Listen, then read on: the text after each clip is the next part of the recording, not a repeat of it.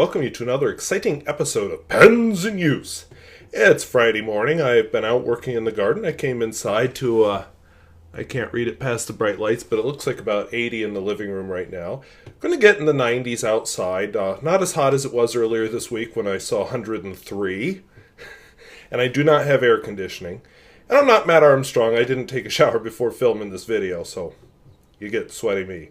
But anyway, I'm going back outdoors later when it cools off some and do some more work, so I thought, why bother? So these are the pens I have in use this week. I was surprised how many I emptied out. I have my Aurora Duo-Cart.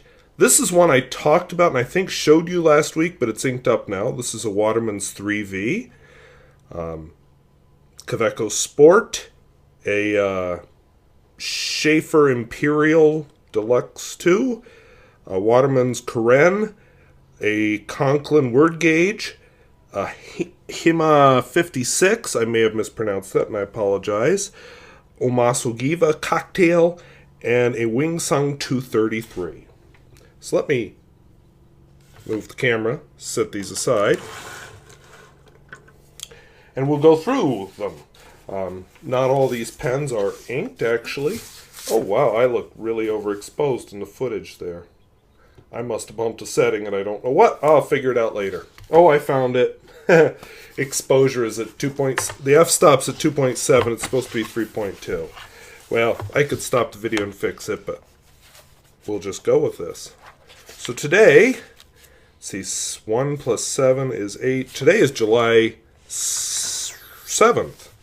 Because last week I filmed on a Saturday for whatever reason. Sorry about that. Like I said last week, that came from making bread on a cooler day. I made it in a Dutch oven. I lifted the cover off the top of the Dutch oven for the last part of baking and burned myself on the top of the oven. So that was fun. But it's healing.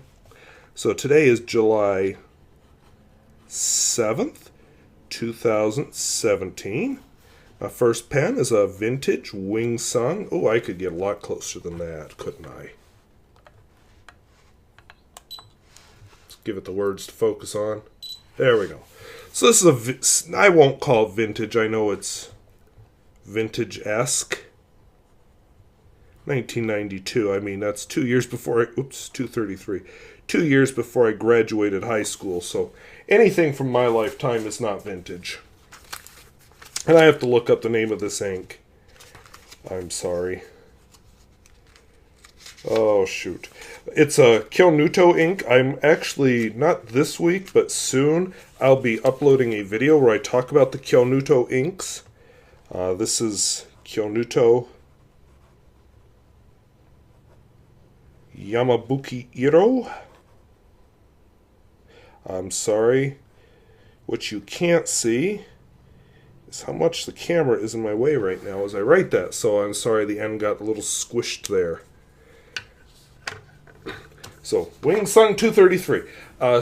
Surprisingly nice pen. When you look at the reviews of it, you'll see that not everybody's a fan, but I like it. What can I say? My next pen is an Omas Ogiva. It's I bought it after the company went out of business. I was lucky, I don't know how, but I got a good price on it with an extra flexible medium nib. Good being relative. I will also point out that this is not my most expensive pen. So EF means extra flexible in this case. Medium. My fantasy, it would have been an extra flexible fine. That's what I wanted, and I actually liked the red finish. What was it? Bloody Mary, I think. But, you know, I was just excited to get an Omas Ogiva because that was on my list of, oh, one of these days I want an Omas. You know, I'd seen that nice Arco-celluloid one that Matt Armstrong had, but way out of my league. But this one was within my league. What is the ink? Omas Gray. And so far, you know, I've tried this in a few pens. Some of my pen pals have suffered through it. This is about the only pen that writes well with this ink. On just about every other pen, it's just too pale. I'm going to save the Hema for a minute. You'll see why. Conklin word gauge. This is a fun pen I picked up. I hate to say on spur of the moment because it wasn't really, but it was at about half the price it normally is. The nib is the same as any other Conklin, but for whatever reason, this one really appealed to me. I mean, what a gimmick that stupid ink window is, but I like it, so it worked, I guess. So Conklin word gauge.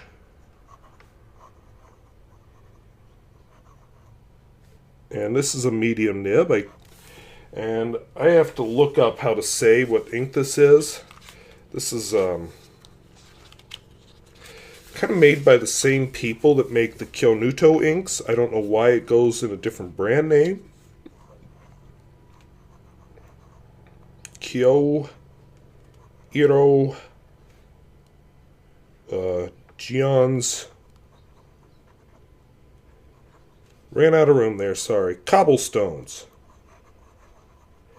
All these inks are themed on things that are around Kyoto, Japan. And apparently these are some cobblestones in Kyoto somewhere. When I do the video on those inks, because that's another video I plan someday, not near future, but perhaps before summer ends, I'll have something more intelligent to say about that. For now, it's, cool ink. This one is a Waterman Carene, something like that. And I have the habit, because I've owned so many vintage ones, or I shouldn't say so many, but more vintage ones than new ones. I always want to put an apostrophe S, but now they don't do that. Carene, something like that. Means hull, as in hull of a ship, not hulls or something. Supposedly, if I lay it down, let's do this day. Let me line up the clip here with the finial. Supposedly that's the outline of the ship. This would be, I don't know nautical language. I can't remember bow and stern. Stern, okay, that's the stern of the ship. This is the bow. I think those are the words, front and back. And if you look at some ships, I mean, if you look at my yacht, which is currently parked in Nice, France, on the beaches, yeah, right. They're sort of shaped like that. They're squarish in the back and pointy at the front. So I guess that's the thought. When you uncap it, the effect is even more pronounced, which makes it nice if the finial is lined up. Now, I was being a little too perfectionist-y and actually made it worse than it was. For those who asked last week, I'll try and show you more carefully here. This ink is Robert Oster Fire and Ice, an ink I had given up on until I tried it in this pen. And wow! So what I need to play with, let's see if I can do this without making a mess. This unscrews. I'll use a magnifier and everything when I do the actual... Whoa, okay. Whoops! Put you back in there before we get something bad happen. This unscrews. And then this piece can just turn. It actually will pull straight off if I want it to. But if I turn this around, there's actually a groove there which supposedly would make everything lined up and perfect, but it really doesn't. So there's a little tooth that has to go through the groove. When I got the pen, the little tooth was actually writing down here, inside the groove, inside that, but the pen wasn't lined up when it was like that, and there's only one spot where it can go. So I flipped this piece around, so the tooth is in here. My concern with that, and of course now it's totally not going to be lined up, and now I'm really going to be fixing it, is how do I keep that from turning as I put the barrel on and off the pen? I don't have a good answer for that. And I know now when I put the barrel on it's going to be all sorts of messed up, but Fix it later. See, now what I will have to do is experiment to get that lined up again, and that's something I do not like. I'm not impressed by that. I am told that that happens when you have a different grip section than barrel. So perhaps the previous owner, because this is a used pen, did do that. And, because I've done stuff like that. They bought a different nib size, and they said, "Oh, I don't want the medium, so why don't I just switch this out, and then I'll sell the finish I don't like." I happened to like this finish. There were two I liked. This was one of them. The other one was much more expensive, so I went with this one. This is a Sheaffer. Whoops, I misspelled Sheaffer. There are so many ways to spell Sheaffer. I used to live up the road from a Mrs. Sheaffer when I was up till I was about 4 or 5, and I know from letters my parents have sent her that she wrote her name quite differently. And I've gone to school with some Sheaffers and taught some Sheaffers. But yeah, and I totally forgot the name of this pen. I'm sorry.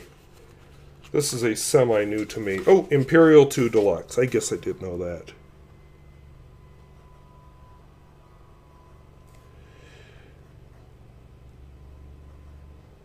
This is a touchdown filler. I actually have another touchdown filler. I can't remember what it is. It's a Sheaffer that I plan to restore.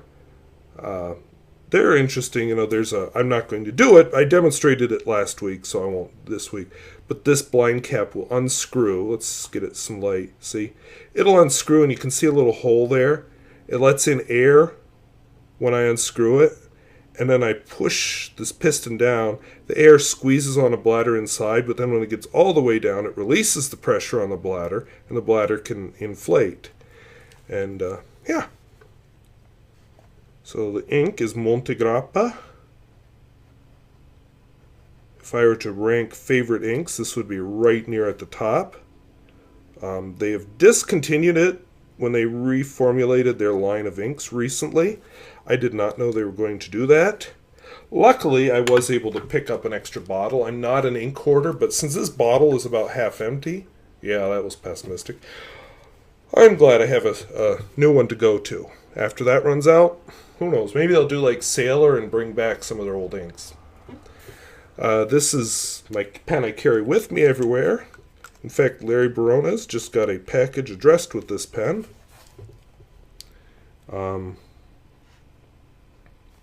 Kaweco. For those of you who don't know, in German, a W is pronounced like a V. Kaweco Sport. Not all sport. And I got the vintage clip on it. I actually don't carry it in my shirt pocket. So since then, I haven't really been buying clips. But I didn't know this was my first Kaweco. And I have the fine point on it. I bought this several years ago. It's one of my earlier reviews, actually. And the ink in it is my Lamy Black. I saw on Fountain Pen Network there's quite a discussion about the Cavaco Converters. A lot of people don't like them. I'll be honest, I did not care for their aerometric converter. But this is a lot like a mini converter. And I have had no trouble. I mean, it's just a little piston you push down, pull up. People talk about it leaking and so on. I've just had no trouble. Maybe I'm one of the lucky ones. Maybe, honestly, how often do people go online to sing praises to the things they like or the things they're just satisfied with and not that emotional about? And how often do people go on to complain about something? So it could be that. I'd like to see a statistical look at that. This is a pen I showed you last week. I've decided after looking the pens over, this is the one I want to send back to the lady who sent me all those flea market finds. This is a Waterman's 3V. I'll put a link below to Chris Rapp's video on this particular model. They're pocket pens. They weren't like the most expensive pens. Came out then. I mean, the clip is just glued on. I thought that was an aftermarket add-on. Oh no, that was the deal. This is this ink Which by the way, I usually try and do 2 fills on a pen, but this one, because I do want to get this to her as a thank you gift, I'm going to film a review probably today, maybe after I take my shower.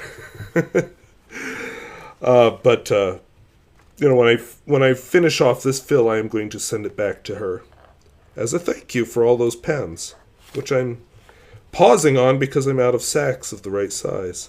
But the ink is Kyoiro Ohara's Morning Snow. I will have to look at the description to know why the ink is called that. Snow, usually I think of it as more white, but then when you're out, I mean, sometimes it's yellow too, and don't eat that snow. But I think, in the evening or in the morning, when the sun isn't really up yet, it doesn't look as white. It does look kind of... So maybe that's the idea. I don't know. I'll just have to research it, find out why they named it that way. My last inked pen is an Aurora Duo-Cart. I was just noticing,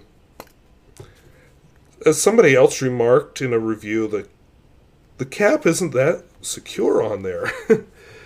So it's sort of like the vintage Aurora 88.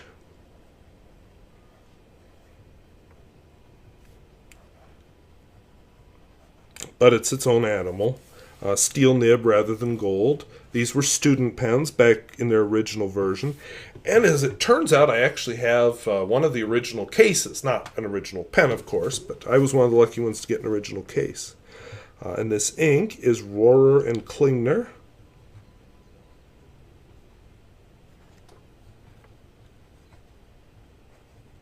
Scabiosa, which is an iron gall ink and an interesting sort of off purple. If you put it in a pen that's too dry, I found it just too pale to be usable. But this is a pretty wet pen, so I've been pretty happy with it in this pen. Now, I have one last pen here. This is another one of those that this woman sent to me that wasn't working. Now, I have not done too much on it yet. Like, I'm not ready to ink it up. I want to do some more cleaning, possibly some polishing on the barrel. But you'll see here it says Hema. Let's try and get this right. Hema 56. I know very little about this brand. It's one of those smaller European manufacturers that I like. Now, when I got it, the piston, you might see sort of a line here. The piston was actually stuck down here, and I couldn't get it to move. But the piston mechanism was intact.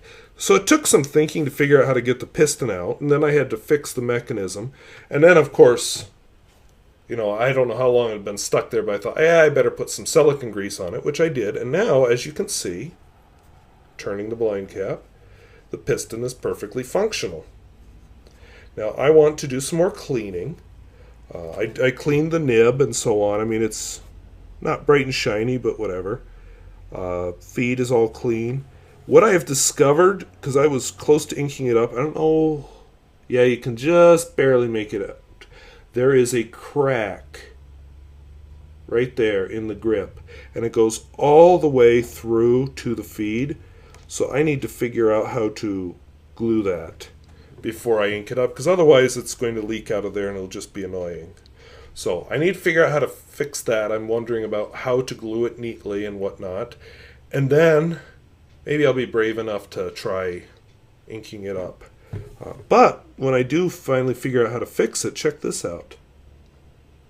That's pretty darn flexible, especially for what's clearly a steel nib. So I think that'll be fun once I get it writing. So that's what I've been working on. You may have noticed that I've passed 1,000 subscribers. Now, back in 2007, when I would randomly upload videos, I never expected to reach this point, but I have.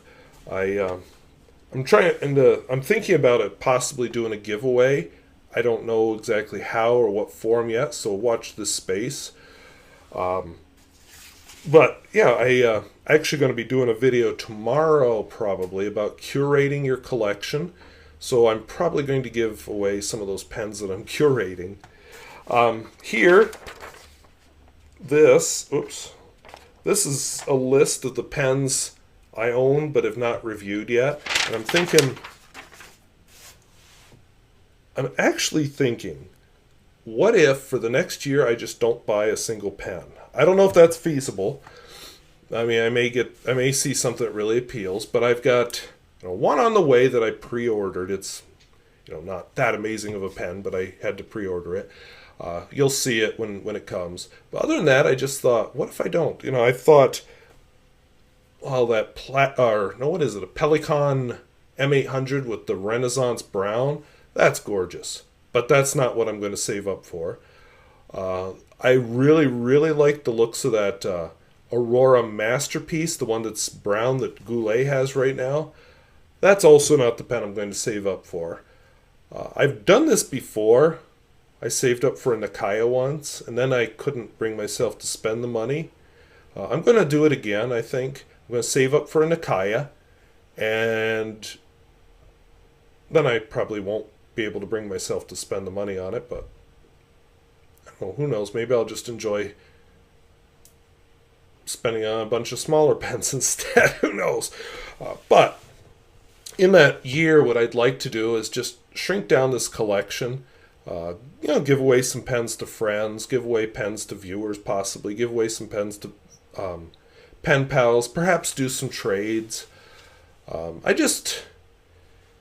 I'll talk about it more in the other video, my curating video, but I've just reached the point where I'm thinking I've got more pens than I can reasonably enjoy. So I don't get much pleasure out of looking at them. I do get pleasure out of repairing pens. I do get a lot of pleasure out of having some selection, but I think I have too much selection. So, first world problems. I'll talk about that more tomorrow. So I thank you for watching. We'll see you later. Bye-bye.